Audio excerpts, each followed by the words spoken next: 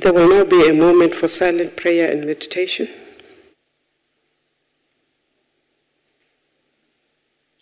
Please take your seats.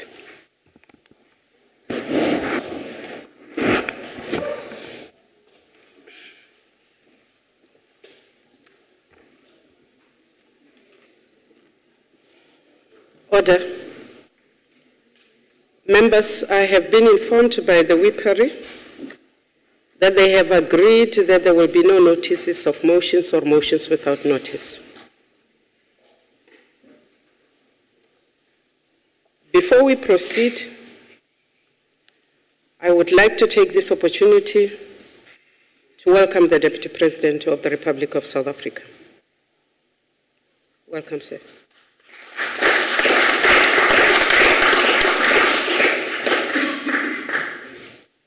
Honourable members, we will now proceed with the questions as printed on our question paper, and I therefore would like to invite the Deputy President to come to the podium.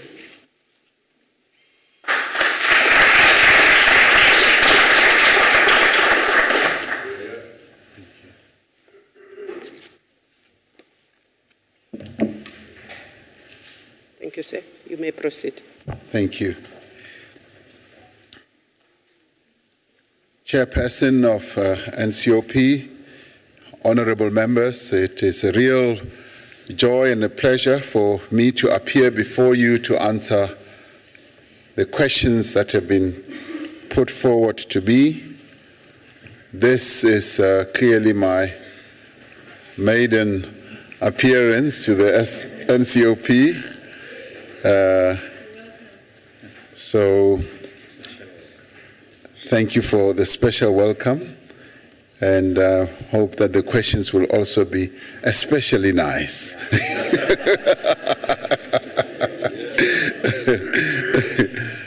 In relation to question 1, honorable members have been informed by the Department of Energy that the Ministerial Advisory Council on Energy has not yet been established.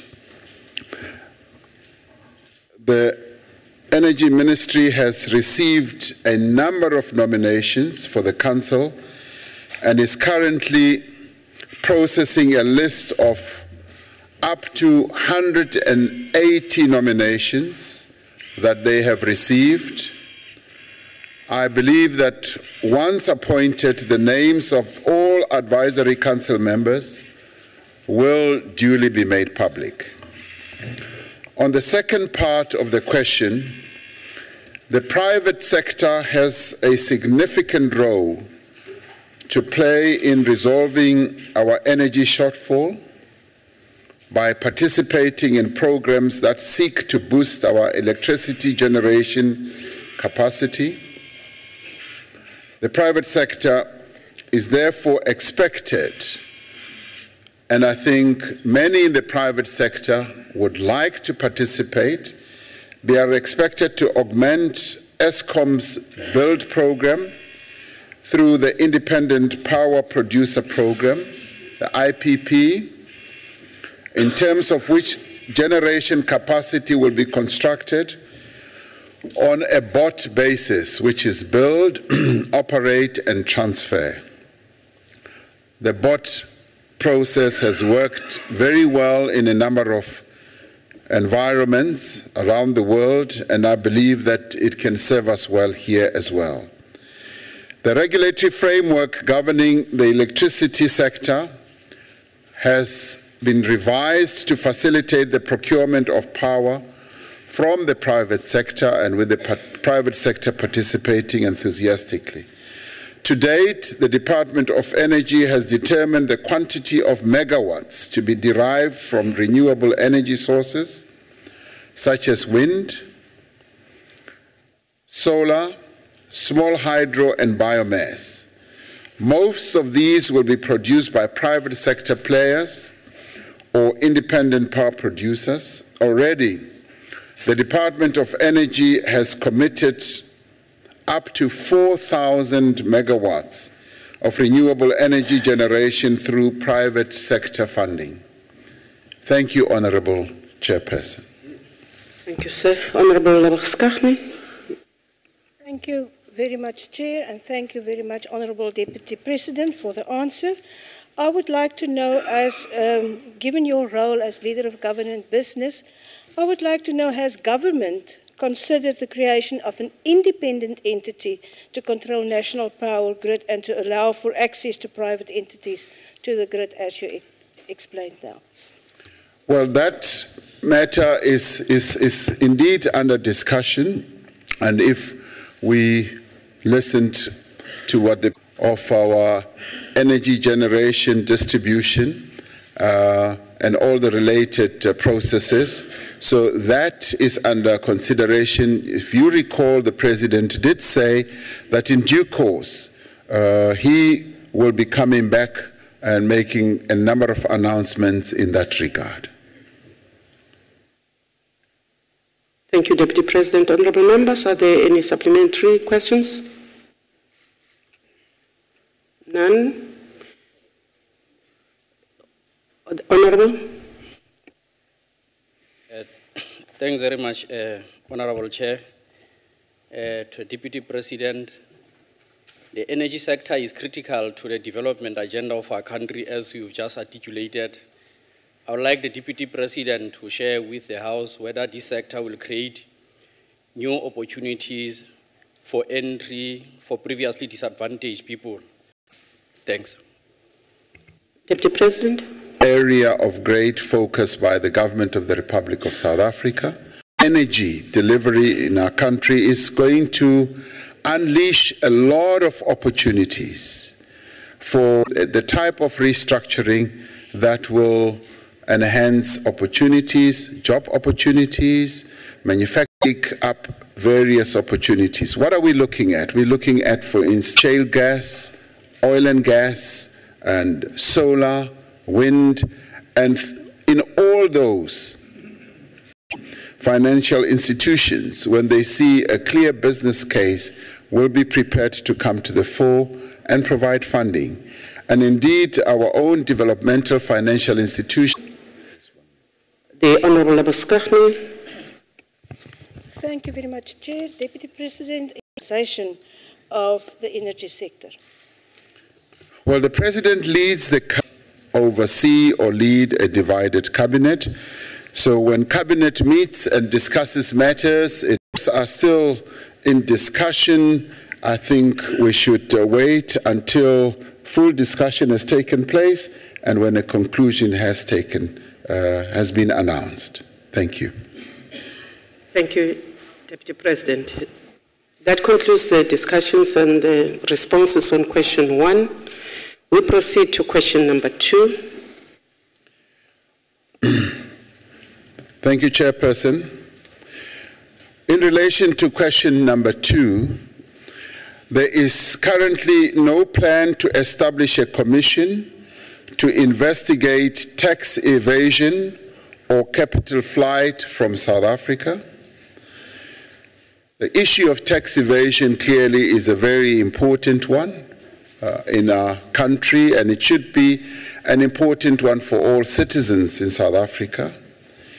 Tax evasion and the illegal transfer of capital across borders is dealt with by relevant authorities in our country, and these include the South African Revenue Service, SARS, the South African Reserve Bank, SARB, and the law and prosecuting authorities. As part of their routine activities, SARS and the South African Reserve Bank continually assess taxpayers, and they also continually assess significant financial transactions where they believe that such activities are not declared or are not legitimate. The most significant form of tax evasion practices are often done via what they call base erosion profit shifting, often referred to as BEPS rather, which describes tax planning strategies that rely on mismatches and gaps that exist between the tax rules of different jurisdictions, These strategies are designed to minimize the corporation tax that is payable overall by either making tax profits just to disappear or by shifting profits to low tax operations where there is little or no genuine activity. In most cases, these strategies are not illegal. Largely, they exploit differences in tax rules between countries. This essentially is a global problem, and for this reason, the OECD has commenced a major research project that is aimed at sharpening the mechanisms to deal with transfer pricing and base erosion. In South Africa, the former Minister of Finance appointed a tax review committee chaired by Judge Dennis Davis, and he did this so that we can move towards evaluating the South African tax system against internationally accepted tax trends, principles as well as practices, and to improve tax compliance and to deal with problems of base erosion. The committee is expected to produce its report later this year, and I'm sure many of us are looking forward with great anticipation to the production of this report or publishing of this report. On the second part of the question, I wish to point out that capital flows are necessary for economic growth. The Reserve Bank monitors outflows and inflows through the administration of exchange control in terms of a delegation by the Minister of Finance. To the extent that the Reserve Bank identifies any criminal violations, it reports such activities to the prosecuting authorities over and above any administrative action it may take. Exchange control policy is regularly updated in the light of global developments. Over the years, government simplified the financial services regulatory environment for firms that wish to invest in Africa by easing the restrictions on commodity-based exchange-traded funds and increasing the macro-prudential limit for banks to facilitate further expansion of South African banks into Africa.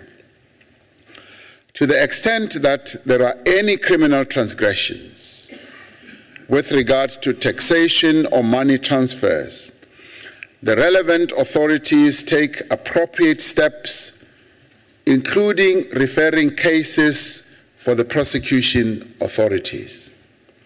The Reserve Bank and the South African Revenue Services work closely together to monitor capital flow movements. Application for cross-border transactions often require tax clearance by the South African Revenue Service to ensure tax risks are being reduced. Ongoing interaction between the two means that, as far as possible, attempts to move capital offshore for tax reasons are reduced. I thank you, Chairperson. Thank you, Deputy President. Honourable Matthys. Thank you, Honourable Chair. Thank you, Honourable Deputy President.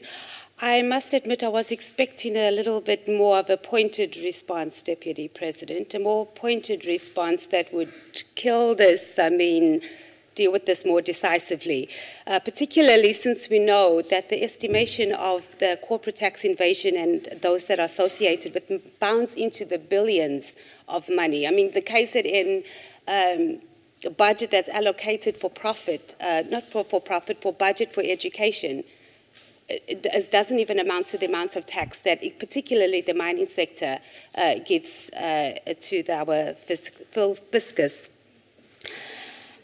And given in light of the Marikana Commission yesterday, I mean, it seems that businesses are being protected, especially the mining sector. Honourable Matthys. Yes.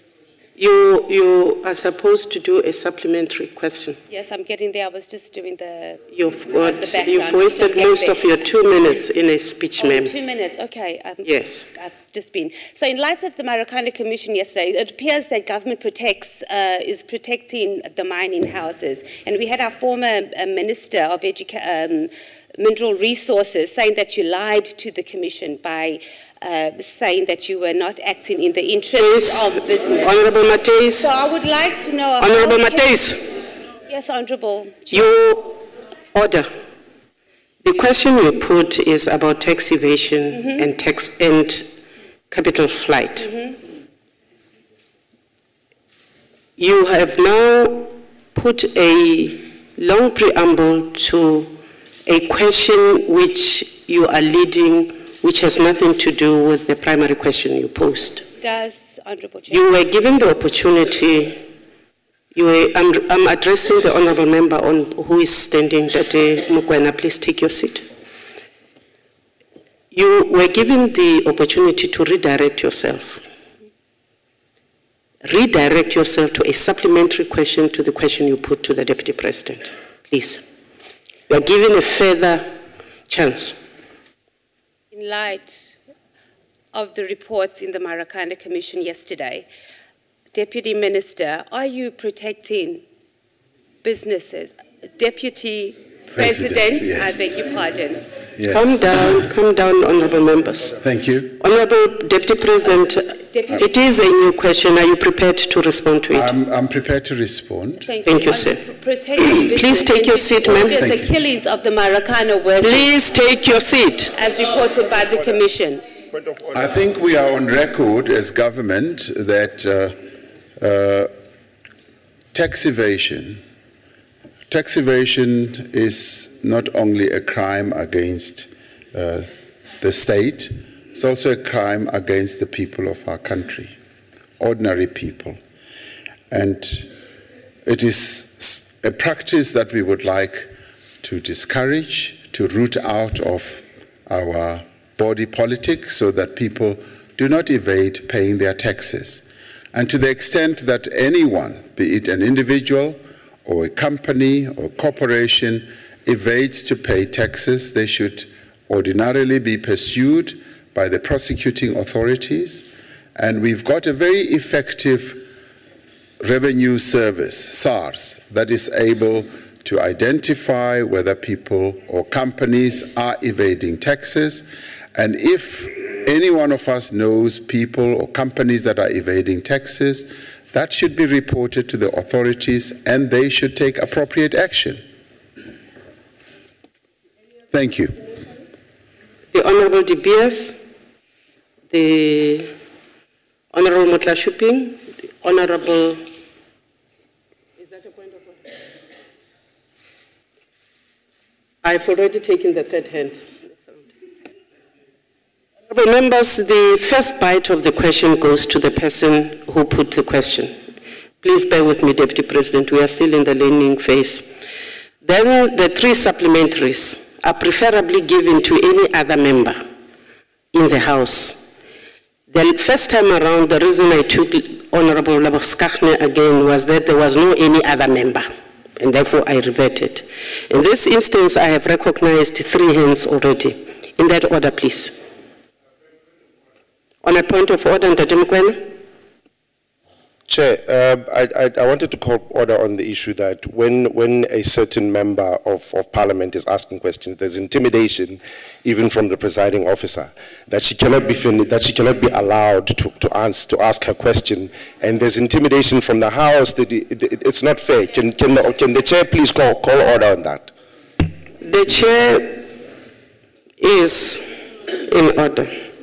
Honourable members have the opportunity to put questions. They are then given 2 minutes to make their supplementary questions. No, the response is 4. They are then given 2 minutes to make a supplementary question.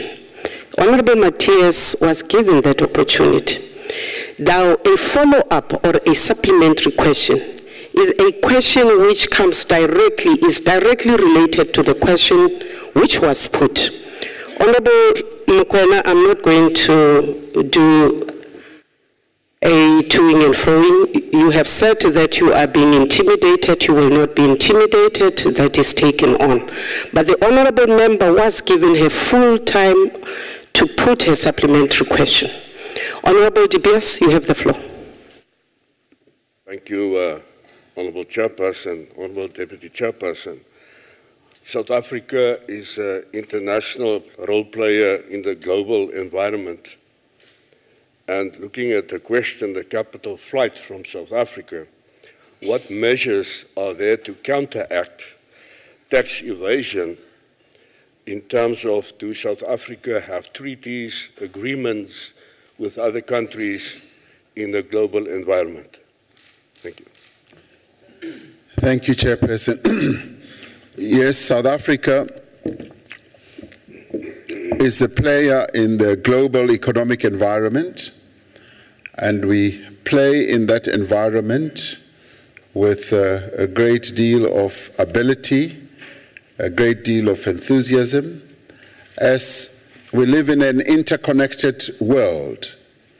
We trade with a number of nations, and they trade with us, and there are quite a number of agreements and treaties that we have with various countries around the world. They don't only deal with trade matters, but they also deal with tax matters in terms of ensuring that taxation is consistent across various countries that we deal with at a trade level. And we make sure that those who seek to evade taxes will be caught in the web of all these treaties and protocols and agreements that we have. Thank you. The Honorable Mutlashupi. No, thanks, Honorable Chairperson. Deputy President, my question relates to the rate of tax evasion in South Africa after 1994. Is it necessarily at an alarming rate, or there is a great improvement that government has put measures to ensure that people do not evade tax? Thank you, Chairperson.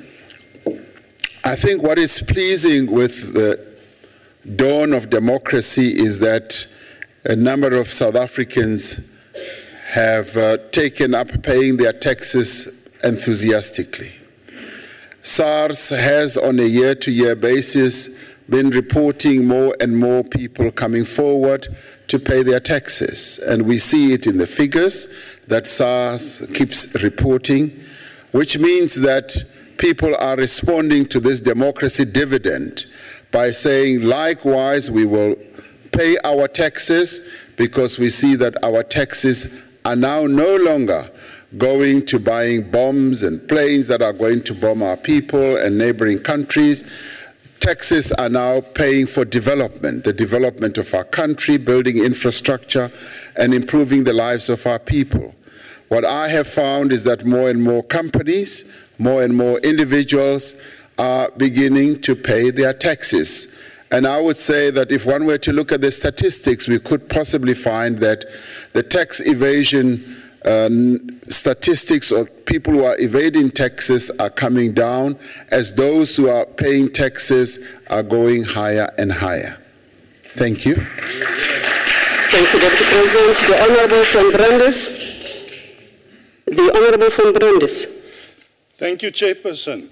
Honourable Deputy President, what other urgent measures are government going to implement to encourage investors to invest and stay in South Africa to prevent this flight of capital? Thank you, Chairperson. Clearly, capital flight is something that every country should be very concerned about. Every country should be more keen on getting foreign direct investment, and South Africa has been rather blessed that in recent times we've seen an increase in foreign direct investment flowing into our country, and with more and more companies and countries becoming interested in doing business with us. And as the President did say in his State of the Nation address, what we seek to do as we radically transform at an economical level our country is to make sure that we make South Africa an attractive place to do business. And making South Africa to be a place to do good business means that we've got to improve our infrastructure, reduce the regulatory burden that many companies feel that it impedes them investing more enthusiastically in South Africa, and make South Africa a more friendly investment environment. This we are committed to doing, and various government departments are taking a number of steps to move in that direction. And we are actually taking active steps to encourage foreign direct investment in our country.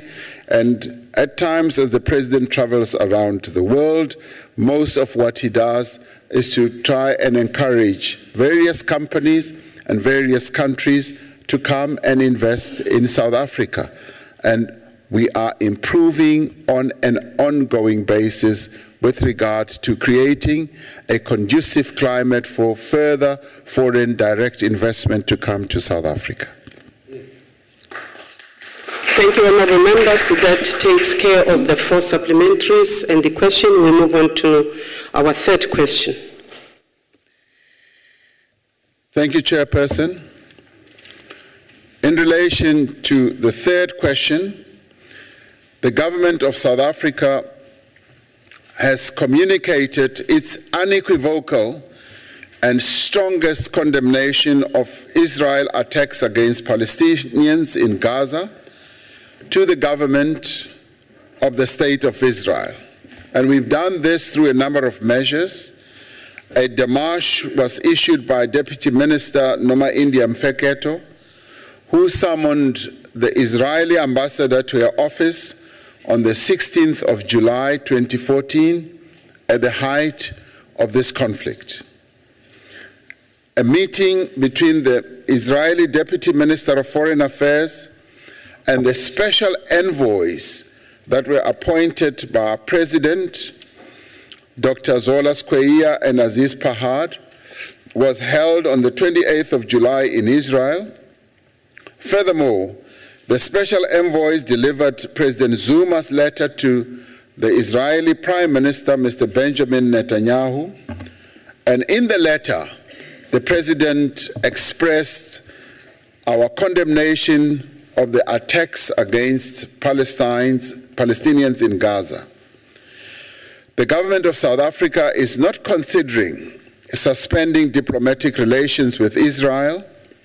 Maintaining diplomatic relations with Israel allows our country to continue to engage with Israel on issues of mutual interest, including the Palestinian-Israeli conflict. Because of the diplomatic relations that exist between the two countries, President Zuma was able to dispatch these 2 envoys to convey South Africa's grave concern at the security situation, and this we would not have been able to do if we had curtailed diplomatic relations with the State of Israel. We chose to do so, to remain engaged with the State of Israel, because it is often best when you want to solve problems to remain engaged so that you can have some leverage. And this gave our President leverage to be able to send the 2 special envoys. Furthermore, maintaining diplomatic relations with Israel allows South Africa to maintain its presence in Ramallah. The government of South Africa joins the international community in calling for an end to the violence in the Middle East. It is our conviction that there will be no military solution to the current challenges facing Israel and Palestine. Only a negotiated settlement will bring about a lasting and durable solution to the problems facing the Middle East. Accordingly, we call on all sides to the conflict to observe the terms of the current ceasefire agreement negotiated in Egypt just yesterday. We hope that this agreement, which was crafted yesterday and was celebrated in the Middle East, particularly in the Palestinian areas, will lay a foundation for a comprehensive ceasefire agreement when the parties meet once again in a month's time. Thank you. Thank you, Deputy President. The Honorable Martini. It's not coming on.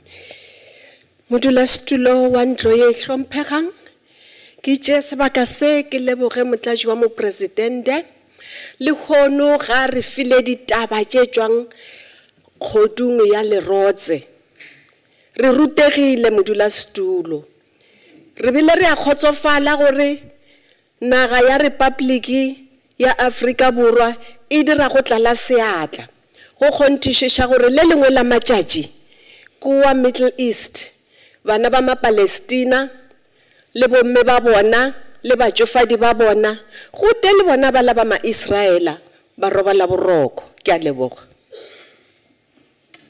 That was, Deputy President, not a supplementary question. I think it was an elaborate thank you.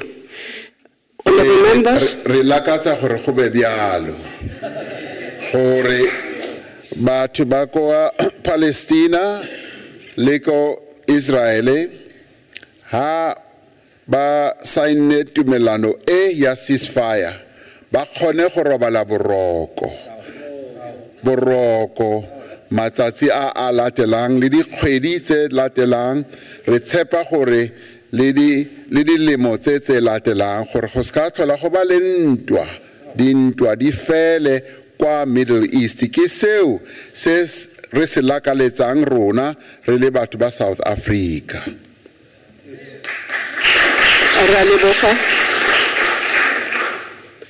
The Honorable Mateis, the Honorable Malakios, the Honorable Ntebe.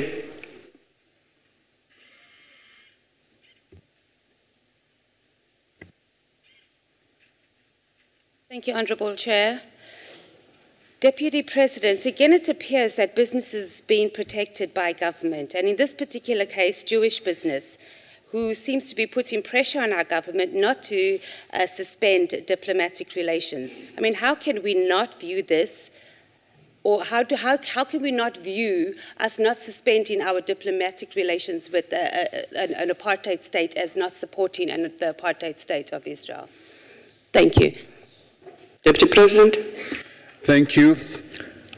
As I said in my reply, that the decision that our government has taken is not to suspend or curtail diplomatic relations, and this was done with a specific purpose in mind. And let's accept that there are two views on this. The one view is that cut all links and engagements with the state of Israel. The other view is that retain those diplomatic relations, because through that you remain engaged and you are able to bring about some measure of influence, even as you voice your protest. Our government chose the latter, that we will remain engaged, we will voice our protest, and this enabled us to have some leverage, to be able to send two special envoys, Dr. Skweyiya and Mr. Aziz Pahad, who were both senior-ranking ministers in the government of South Africa, to go and engage with the government of Israel, in Israel itself. And through this, they were able to fully articulate our government's opposition, our government's grave concern about the situation out there. We'd like to believe that they did make some headway. And as the ceasefire has now been signed, we must know that there are many people, many countries that make all sorts of efforts to get warring parties to come to the table.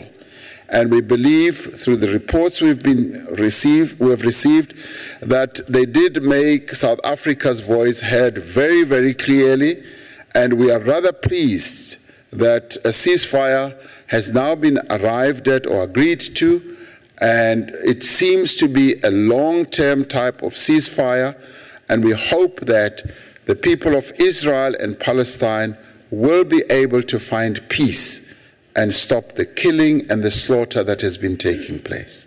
Thank you. Honorable Michilakis. Thank you, Honourable Chairperson. I was just going to say it's Michalakis, but I'll forgive you for the previous one. It's all Greek to most people. Honourable Deputy President, from your first reply, I think it is safe to presume that the South African government will continue to work towards a negotiated settlement, towards a permanent and peaceful end to the conflict. If so, and I would like you to be very specific in this, how do you see the South African government's role in going about and achieving this peaceful, this peaceful end to the conflict? A settlement that is permanent. Thank you. Thank you, Chairperson. South Africa has developed a particular DNA when it comes to settling conflicts. And that DNA is that conflicts are best settled through negotiation, are best settled when warring parties sit around a table and find one another and reach a settlement. That is what we've been bequeathed as South Africans by the founding fathers of our nation. This is what has brought us where we are today. We negotiated our own conflict through negotiation. This is something that we enthusiastically always want to export. Not in an imposing way, not in an arrogant way, but just to share experiences with other countries. And to this end, President Zuma appointed 2 envoys, as I said, to go to the Middle East to interact with the conflicting parties in that part of the world. Our commitment, our mission, our objective is that we should see the Middle East conflict being settled through negotiation and in a permanent way. How are we going to do this? We will use all manner of strategies and tactics, if you like. Most of them can never really be specific, and the most specific one is to say that the warring parties must sit around a table and negotiate and find one another. The appointment of the 2 special envoys by President Zuma is actually quite a defining act. Not many countries have done that. We've done that, and they are out there interacting with the various parties and reporting to President Zuma on an ongoing basis in terms of either the progress or the discussions that they are having. So we want to see a more permanent settlement ensuing out there. And that is why we hail and applaud the ceasefire agreement that was arrived at. And we hope that that leads to a more permanent, peaceful solution. And by the way, we're not acting alone. We have a number of other parties that are involved in this conflict who are trying to bring as much assistance as they possibly can. And we're rather pleased that Egypt provided the stimulus to ensure that a settlement was reached, and we will stand behind anyone who is prepared to ensure that there is peace in the Middle East. Thank you. Thank you, Deputy President. The Honourable Untitled. Thank you, Honourable Chair. Thank you so much for the opportunity. Deputy President, you were so eloquent in identifying that South Africa is part of the international community and therefore has a special role to play in the ongoing struggle to bring about cessation of hostilities there. And is it this government's wish that the special envoy continues to play a critical role moving forward in the light of the cessation of hostilities brought about yesterday's agreement? And are there any history lessons that we want to bring about deriving from our history as the nation? Thank you, Chair. Thank you, Chairperson. When President Zuma appointed the two special envoys, one of his objectives was to get them to familiarize themselves with the situation out there and to meet with the various parties, both on the Israeli side and on the Palestinian side, and to engage them and to share our own experiences with them and to show them that how we went about solving our own problems, which at some stage the world thought were intractable problems without any form of a solution. And these two envoys, Dr. Skweyiya and Mr. Aziz Pahad, are eminent South Africans who have lived through our own transition process and participated in it and led it in a number of forms and ways. And they are going to be able to bring their experience, what they have lived through, to bear in terms of sharing South Africa's experiences with the parties in the Middle East. I expect that they will remain engaged in the Middle East for quite a while and make sure that they give whatever assistance or share whatever experiences with various parties in the Middle East. Our objective is to ensure that we have a peaceful world right across the board, and we have a lot of experience in this regard. Our own president, President Zuma, was a special envoy in Burundi, and he participated in that process for quite a long time until the people of Burundi were able to settle their own differences and their own conflicts, and our participation and sharing of experiences were quite meaningful. And they appreciated that, and they appreciate that to this day.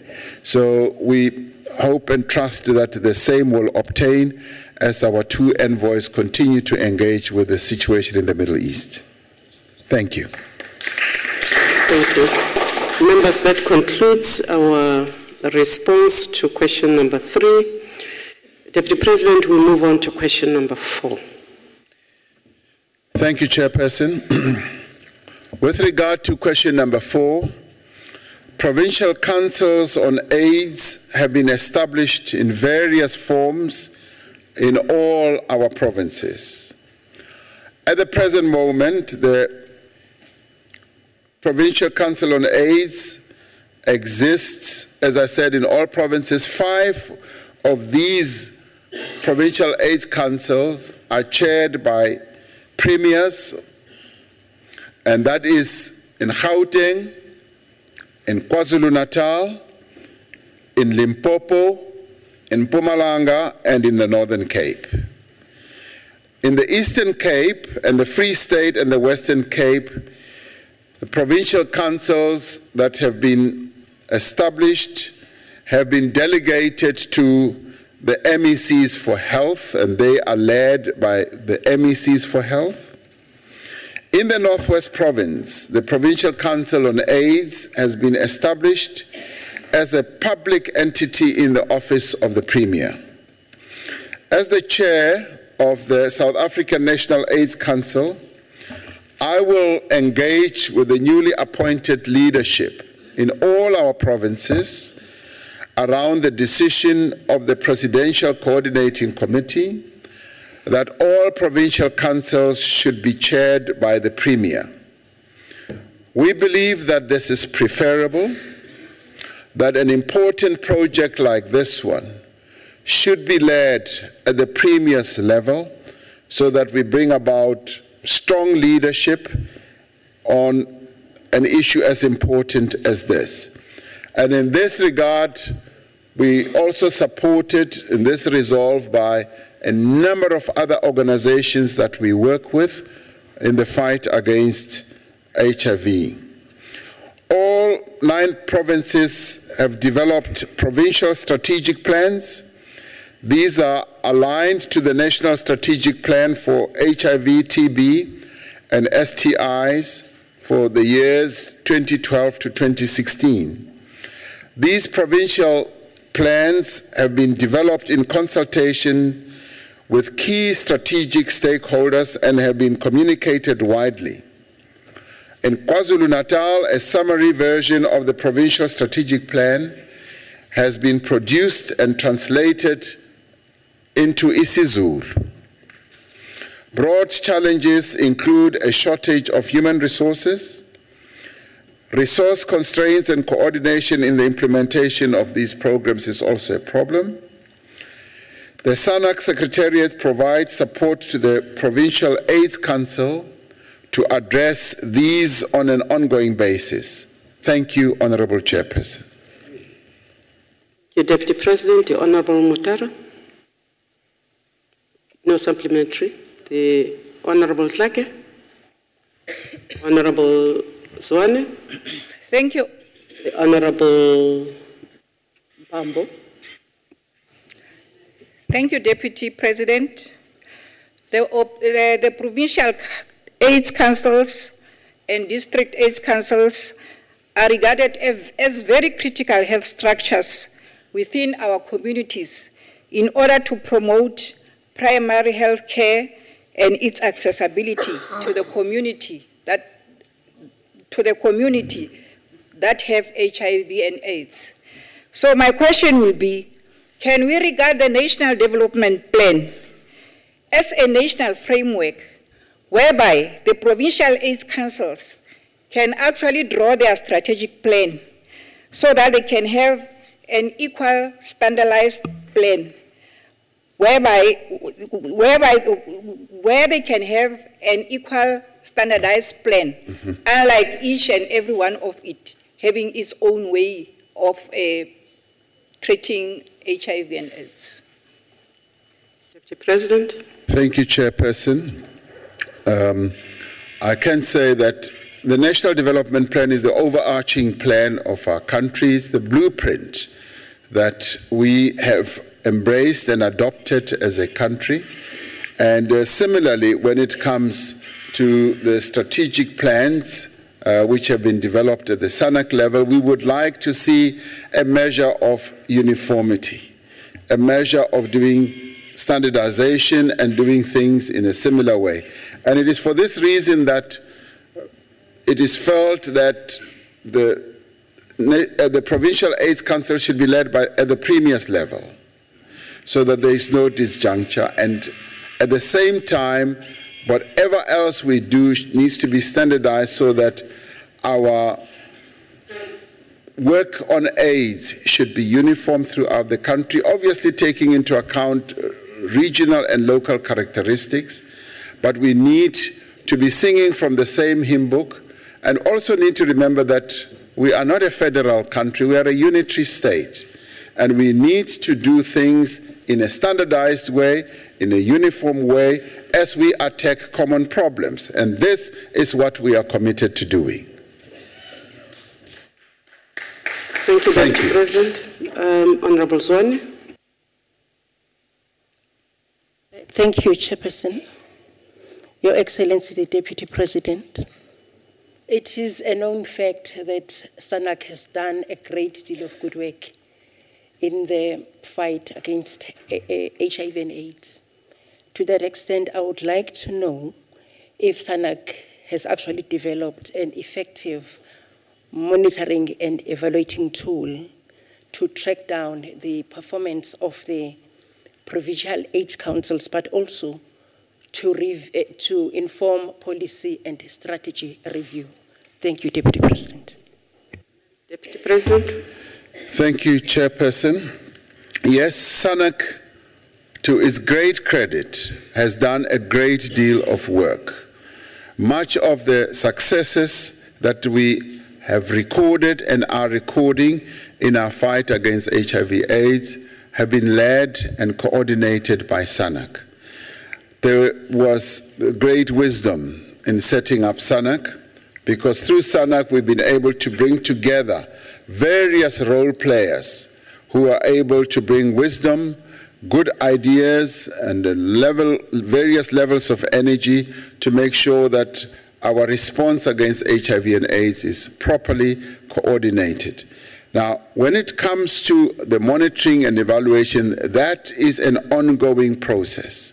We're sharpening our wits, we're sharpening our capability when it comes to monitoring, and SANAC is doing everything that it can to make sure that our monitoring processes throughout the country are properly aligned, particularly in relation to the Provincial AIDS Council. And it is for this reason that we want the leadership at the Provincial AIDS Councils to be led at the previous level, where better coordination can take place, where we are able to get the political leadership and the buy-in of all the provincial executive councils.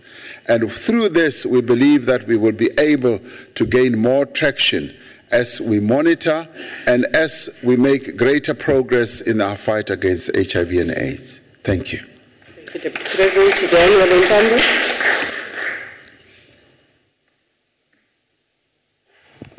Thank you, Chairperson. To you, Deputy Minister. My question is, Deputy President, pardon me. It doesn't matter. They both fit. Thank you for not being position aligned. Thank you for that. Yes. Which has been, or what have these achieved thus far in order to combat this? And lastly, Deputy Minister, we have seen that Deputy President, maybe you'll be minister next time in the next 5 years. It's the same thing, doesn't matter. 1,000 infectious diseases, and we know that you are connected with SADC,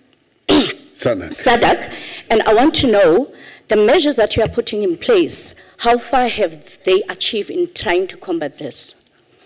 Thank you. Proceed, Deputy President. Thank you, Chair. You have 2 questions instead of 1. Yes, indeed. Are the Provincial AIDS Councils talk shops? I'd like to believe they are not. And if they were talk shops, what measures we are taking now is going to strengthen them.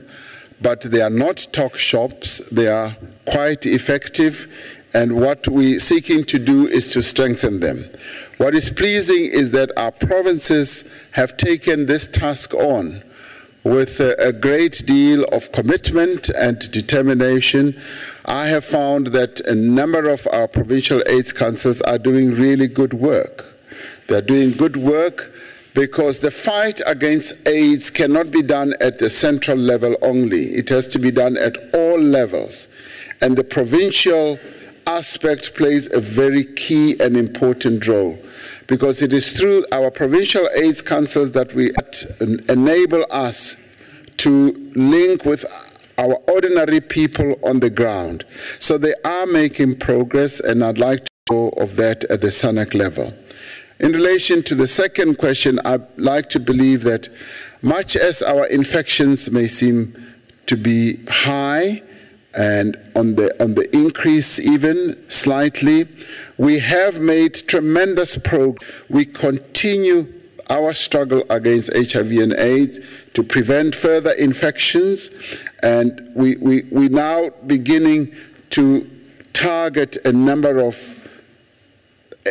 sectors to make sure that we focus more and more attention on them to reduce the burden of is quite effective, and we want to make it more effective as we move forward. Thank you very much.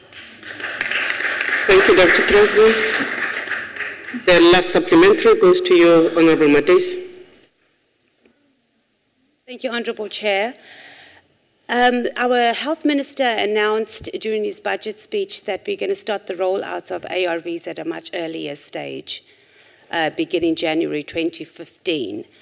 My question is that given the shortage that we have with our people accessing treatment, sometimes they start treatment, they get to the clinic, they get to the hospital, the ARVs haven't been delivered, and we understand the dire need for patients who are on treatment to have access to regular treatment. What are we putting in place to ensure that we don't have shortages of ARVs, both in clinics and hospitals, so people who begin the treatment cannot not have access to treatment because we haven't delivered treatment to hospitals? Thank you, Deputy President. Deputy President. Thank you, Chairperson. Honorable Mateis. Indeed, we have encountered problems when it comes to the delivery of antiretrovirals, medication to various hospitals in specific provinces. And our minister has been very strategic in responding to this.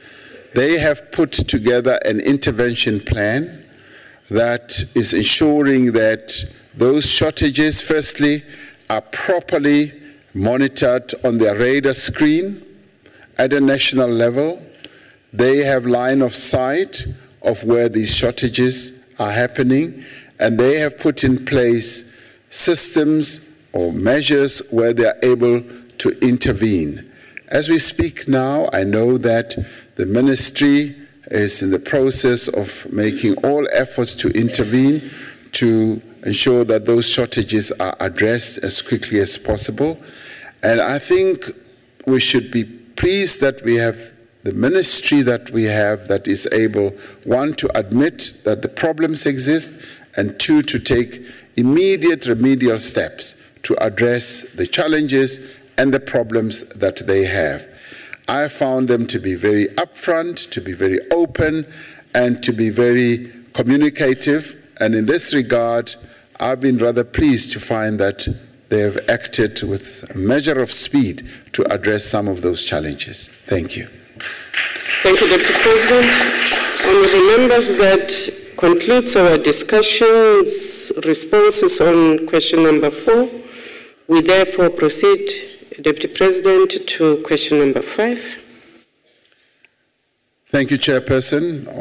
Honourable members, on question number 5, the sex worker sector is one of the 16 sectors represented in the South African National AIDS Council. The sector is fully engaged in the SANEC Civil Society Forum, the SANEC Program Review Committee, and the SANEC Plenary itself. In addition, the sex worker sector participates in the SANEC Human Rights Technical Task Team that deals with legal and human rights. The national response to the HIV epidemic aims to ensure that all those who require them have access to the necessary services. In addition, the conditional grant dictates resources specifically for programs that address the needs of vulnerable groups, including the sex worker community. Research and surveillance activities are currently underway to improve our ability to refine our interventions in these areas. The SANAC Secretariat, working through the country coordinating mechanism, has secured funding from the Global Fund for the implementation of a national sex worker program, as highlighted in the National Strategic Plan for HIV, STI, and TB for 2012 to 2016. Thank you, Honourable Chairperson. The Honourable Dlamini. Thank you very much, Honourable Chair. His Excellency, the Deputy President, thank you very much for the answer. Just a correction, it's commercial sex workers, not just sex workers, it's commercial sex workers. Thank you. I am well corrected.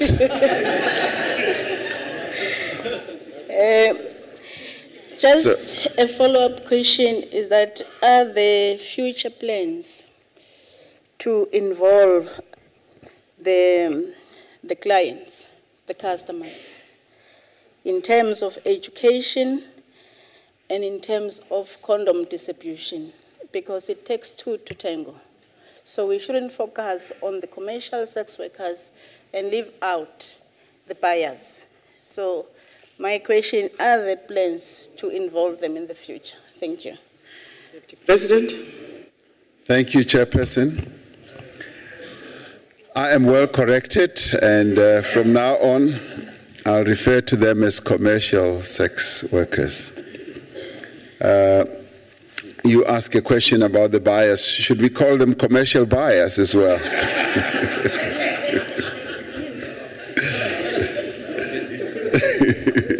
Of a special type, maybe.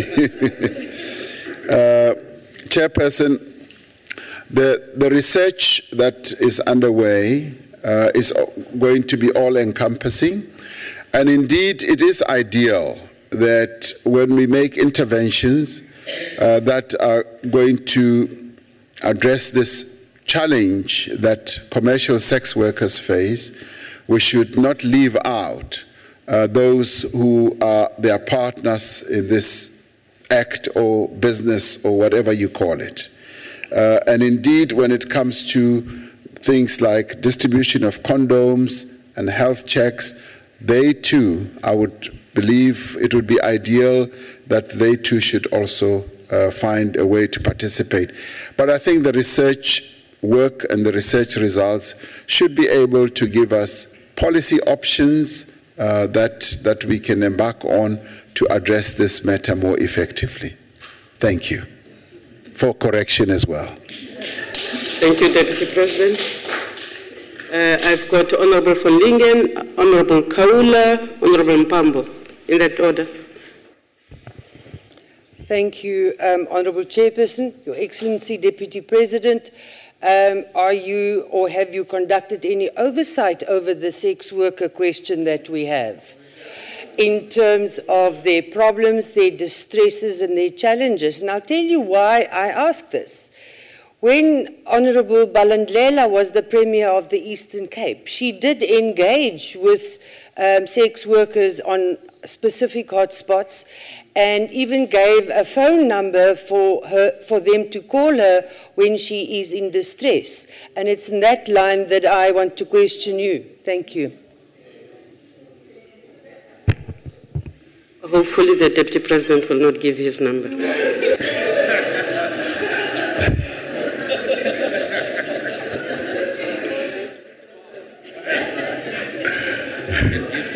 Thank you, Chairperson.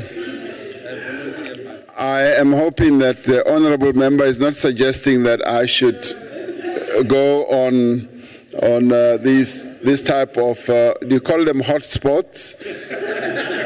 And dish out my number. But I think this is an important question. It really is. And I would see it falling in the category of this research and surveillance program that is going to be embarked upon. It is important because commercial sex workers are our fellow citizens. They are as human beings as we are, and they participate in this commercial activity, and we need to get to understand what it is that they are involved in and do some research. And I would say that is a very good suggestion, and indeed it will fall in this realm as well. So we should take it up enthusiastically, and I hope that when the research results come out, we should be able to share them so that we gain a better understanding of what is happening with commercial sex workers in relation to the challenges and the problems that they face. Thank you. The Honourable Kaula. Honourable Chairperson, thank you, Your Excellency, the Deputy President of our country. In relation to the activities and operations of SANAC and the provincial aids councils, I would like to know whether the NGOs and the NPOs are seen by government can play a role in the fight against HIV/AIDS, and whether any capacity is given by government to ensure that NGOs and NPOs are properly capacitated to assist in this regard. Thank you. Thank you, Chairperson.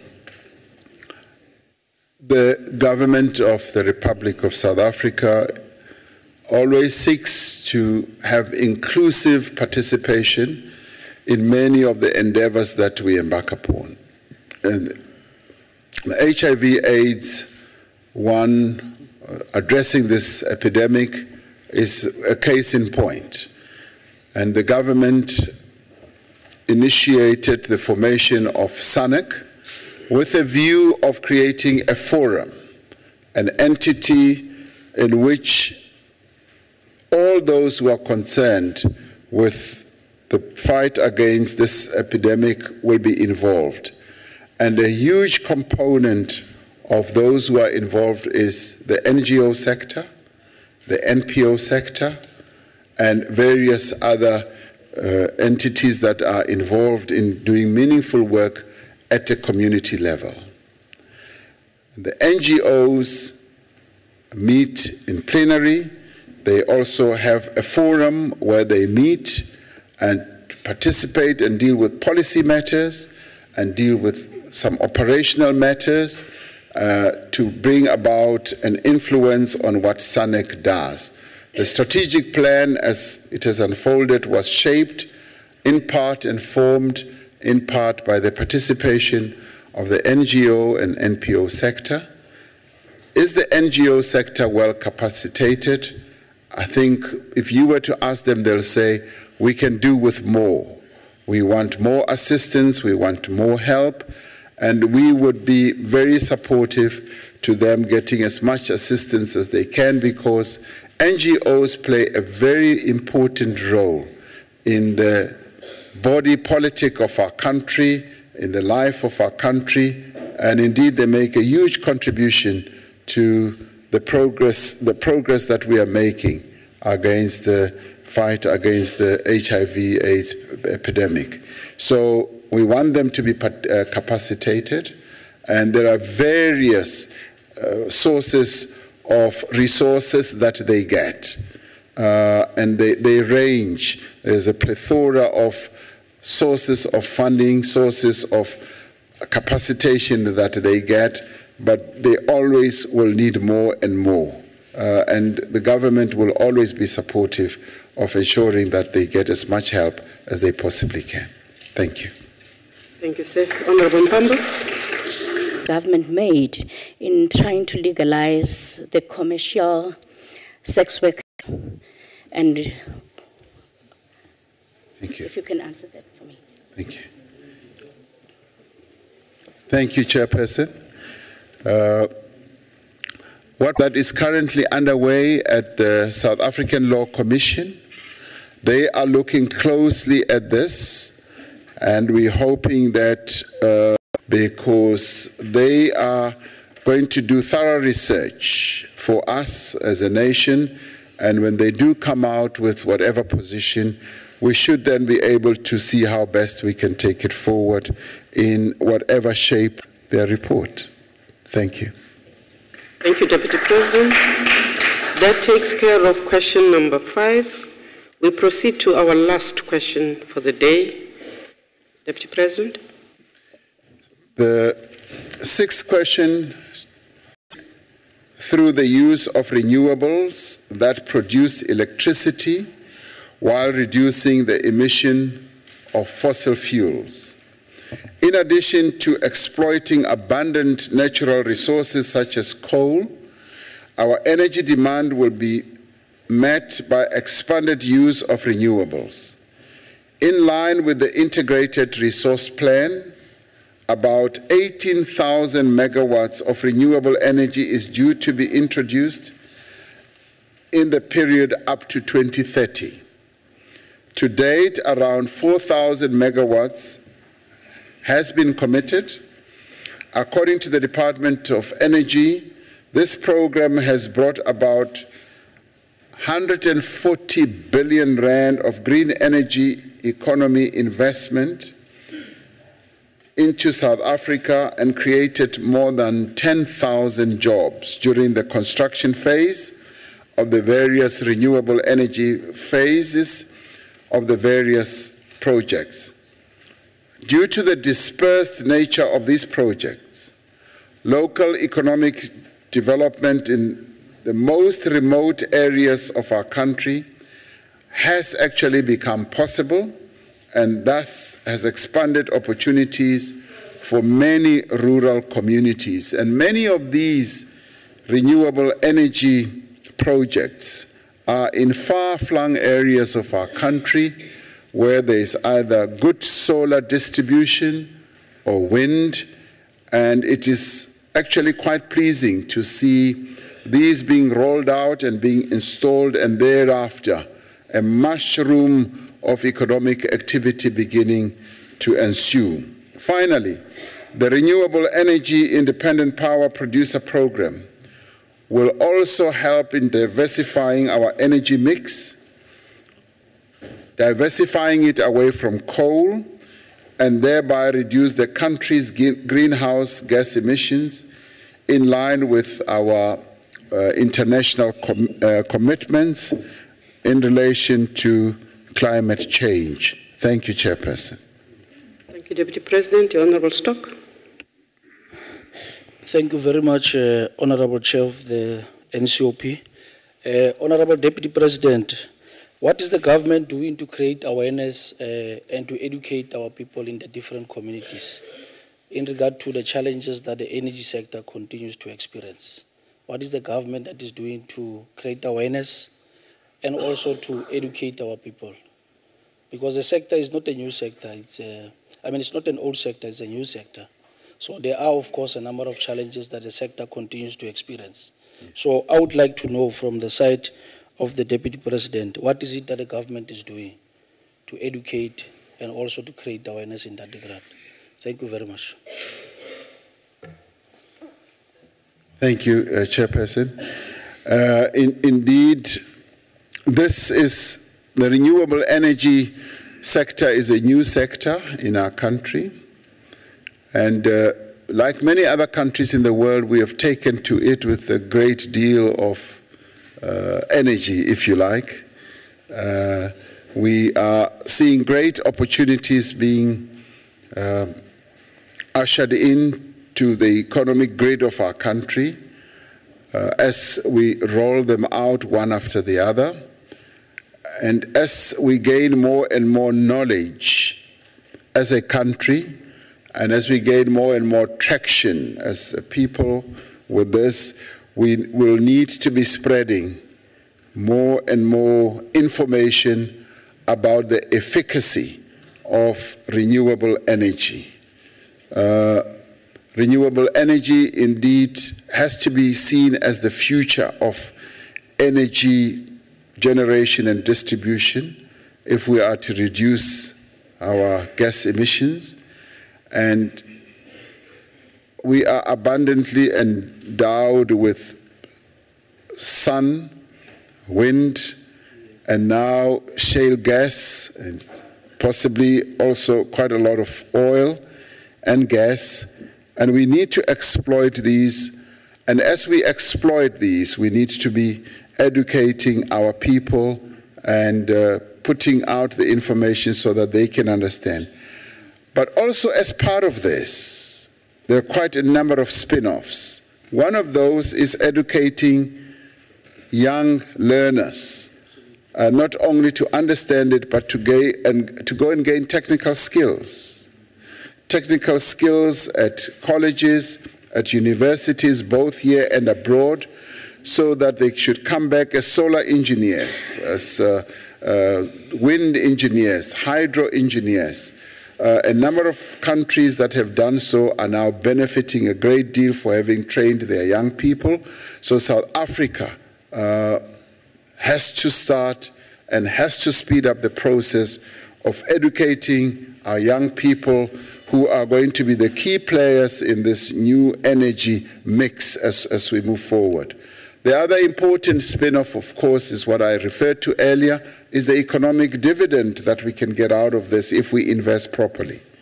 The economic dividend that can also benefit new players in the economic landscape of our country. The previously disadvantaged companies can also be keen players in this, and we are already seeing quite a number of them beginning to play in this field.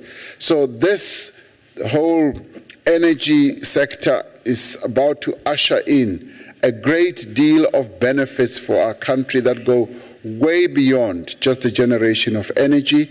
It will lead to employment creation. It will also lead to the creation of a number of businesses that will feed into ensuring that our economy grows exponentially. Thank you. Thank you. The Honorable Mokoena, is there any other hand?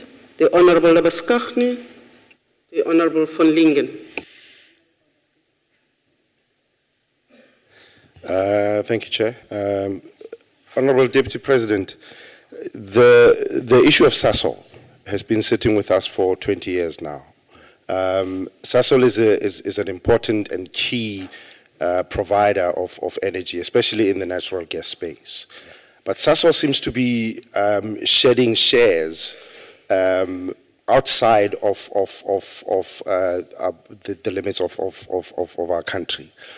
And this is becoming a problem because in the agreements with for instance, with Mozambique and South Africa, in two governments, Sasol seems to be a major shareholder. And therefore, we're not in control of those commodities that it provides. It's making strides in Qatar, in the US, and so on and so forth. What are we doing in South Africa to make sure that those shares remain in South Africa so that we can provide, especially natural gas, to RDP houses and so on and so forth? And why are we not using LPG to provide such energy to the poorest of the poor? Because you see, from our perspective, Sasol should just be nationalized.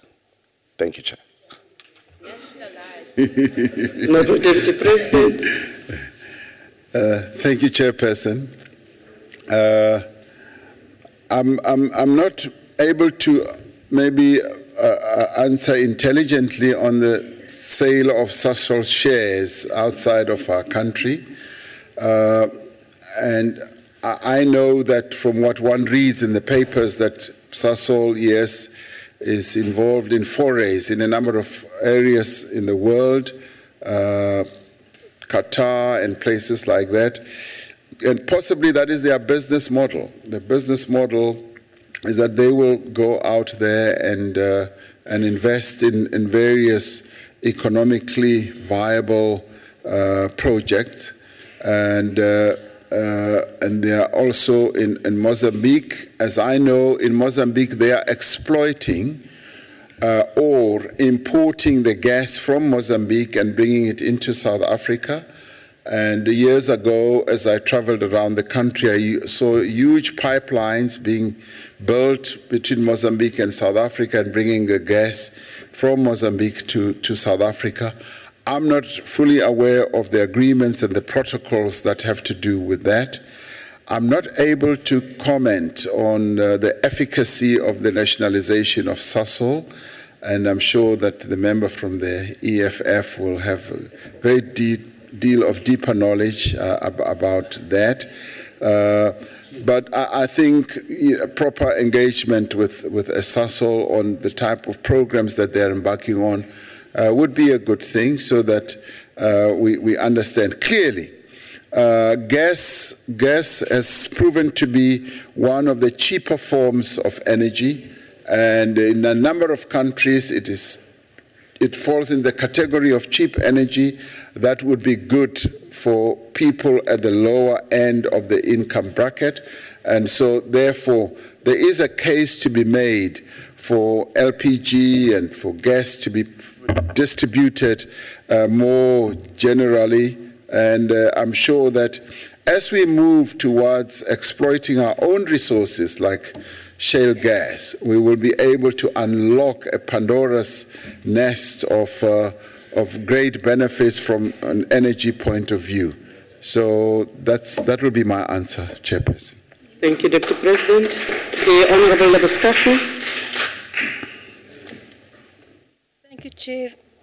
Honourable Deputy President, I want to know why has government failed to prioritize a balanced mix of energy sources as proposed in the energy plan, but instead of that decided to go for a sort of an all-in fruit salad sort of approach, which could result in our children's generation having to pay for very expensive energy as a result of these decisions. Thank you. Thank you, Chairperson. If we remember what the President announced during his State of the Nation address, he spoke about, at great length about our strategic outlook on energy mix. And in saying so, he said we're moving more and more towards having what I would regard as a balanced energy mix that is going to incorporate, yes, fossil fuels in the form of coal, that will incorporate renewable energy, solar, wind, and that will also incorporate nuclear, and all those will be brought into the mix to provide good energy. And all this falls into the category of infrastructure development, the lack of which has been a huge constraint on our economic growth. And if we can resolve the energy problem or challenge in our country, we should be able to see our economic growth going up on an exponential basis. So, yes, it is going to cost money. Infrastructure projects don't come free. They will cost money, and similarly, rolling out energy projects of whatever nature, be they coal, be they oil and gas, be they shale gas, be they wind, be they hydro, will indeed cost money, and in nuclear as well. What I think will be the key challenge for us is to find a balanced way of financing all these projects. As we grow economically, because this is like capital investment. This is not current investment. We will be investing so that our economy can grow. And as the economy grows, we should have the wherewithal at a financial level to be able to finance some of these projects. And there are quite a number of financing packages and programs and proposals that we can bring to bear, and some of which have to do with vendor financing some of the projects. Some vendors would be very keen to finance some of our projects, and some will come with softer terms as we roll out these projects. So there's a plethora of ways of financing some of these projects. And I would say that we should not be too afraid. We should move forward, obviously cautiously, and try and do most of things within our means, but at the same time remembering that we are investing for the future and we are investing for economic growth. Thank you very much. Thank you, Deputy President. The Honourable Plenary. Your Excellency Deputy President, ek wil dit in Afrikaans sê, want mense sê dit so mooi in Afrikaans. Ja, jy kan voortgaan. Ek wil nie hê Suid-Afrika moet ons siele verkoop vir 'n pot lensiesop nie. En daarmee bedoel ek, ons moenie noodwendig in nuclear ingaan sonder om nugter daaroor te dink nie. You now mentioned that we could go nuclear, and the question was specifically raised about making our children pay for what we're doing now. Now, when we look at the energy mix, and we look at the current cost of nuclear, which has increased almost tenfold over the last couple of years, and weigh that against the renewable energy options, should we not open up more IPPs so that we can explore the opportunities of green foreign investment, which you mentioned, rural development, which you mentioned, and the cost of effective energy, and with that goes jobs. So my question is, can't we open up the IPP sector? Thank you, Honorable Chairperson. Net soos jy sê, ons moet nie bang wees om te dink. Ons moet dink, en partijmale moet ons denk uit die box. Ons moet uit die box denk, because thinking is one of those things that we should do on a continuous basis. And when we embark on programs, it does not mean that a great deal of thought has not gone into them.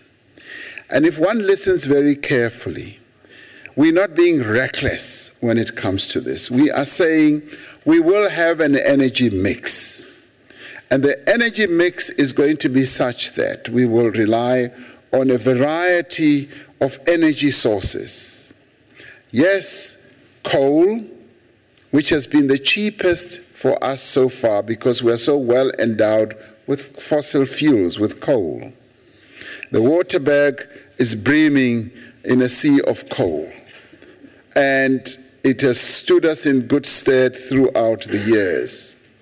But at the same time, we have to respond to the modern challenges of climate change, so we have to go renewable. We've had nuclear in our country for many years, and it has been deployed quite safely, and it has served us very well, albeit at a limited level here in the Cape. Now, new forms of energy have come to the fore. Wind, solar, hydro, fossil biomass, and all those are good contributors can be good contributors to our energy grid. And we should never say we discard them, we're not interested in them. And it is to this end that 4,000 megawatts have been committed for renewable energy, and we've got independent power producers who are actively involved in contracts and in concessions that they have been given, and they generate those and they sell them to the national grid. And we are going to be looking at a mix of energy production as well as we move forward. But we cannot now say, nee, ons moet nie oor nuclear denk nie. Nee, ons moet nie oor hydro denk nie. Ons moet met alles denk. Because what we want is to have a proper energy mix. Are we going to bequeath huge sums of debt to our children? The answer would be no. We want to safeguard their future. And it is for this reason that we want to invest so that their own future should be secure and they can benefit from the economic growth that we will generate through the investments that we are going to make now. And we will obviously want to have as many ideas as we possibly can.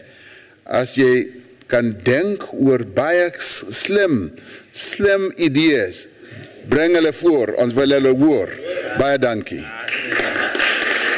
Deputy President, this brings us to the end of the questions to the Deputy President of the Republic.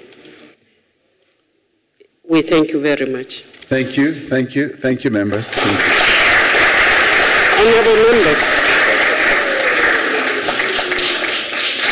Honorable members, we want to first of all take the opportunity to express our have changed.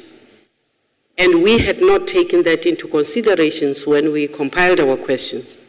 He still came. I also think that we've had a very good, quiet, respectable audience in the gallery. Thank you very much. Honourable members, this then